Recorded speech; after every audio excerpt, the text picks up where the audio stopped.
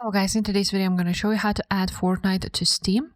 So first of all, you want to go to the library of Steam, and then at the bottom you will see add a game, and then you want to choose add a non-Steam game. After that you will see all of the programs and apps that you have installed on your PC. But if you would scroll down, you will not find Fortnite here. And in order to add it, we need its location, and just basically by clicking here, browse, and adding it through here.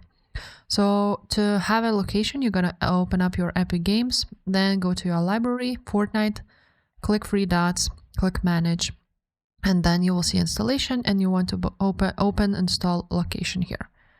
Now, once you are here, you want to go ahead to Fortnite game, binaries, Win64, and then you're gonna scroll down until you see these files.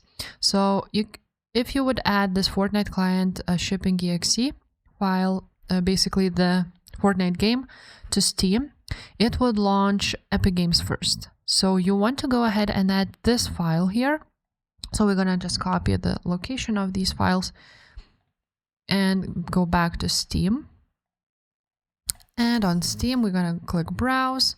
Then at the top here, you're gonna enter the path we just copied, and you want to go ahead and add this Fortnite client Win64 shipping EAC EOS exe file.